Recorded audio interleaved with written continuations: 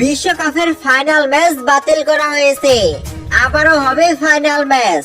তারপর নির্ধারিত হবে কে হচ্ছে এবারের চ্যাম্পিয়ন।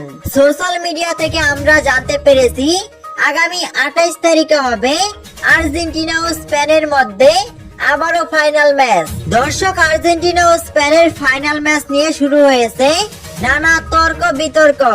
কেউ বলছে ফিফার কারণে হেরেছে আর্জেন্টিনা, আবার কেউ বলছে এর পেছনে ডোনাল্ড ট্রাম্প দায়ী। ড্রেসিং রুমে সেই ভিডিওটা ভাইরাল হবার পর অনেকেই বলাবলি করছে ড্রেসিং রুমে মেসিদের সাথে কিছু একটা হয়েছিল, যার কারণে আর্জেন্টিনাকে হারতে হয়েছে।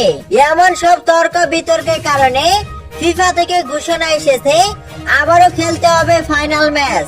আগামী 28 তারিখে আর্জেন্টিনা ও স্পেনের আবারও খেলতে হবে। ওই ম্যাচে যে জিততে পারবে সেই হবে এবারে চ্যাম্পিয়ন।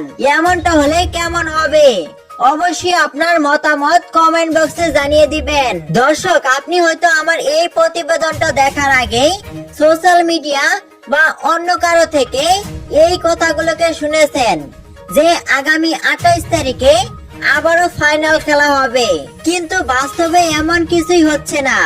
এমন কোন ম্যাচের সময়সূচি এখনো প্রকাশ হয়নি। তাই আপনার শোনা এই খবরটা ভুয়া। সাধারণত চ্যাম্পিয়ন একবার হয়ে গেলে তা আর পরিবর্তন হয় না। আর্জেন্টিনার সাথে অন্যায় হয়েছে তা সবারই জানা, কিন্তু ফাইনাল ম্যাচ আবার হবে এমনটা কোনোভাবেই সম্ভব না।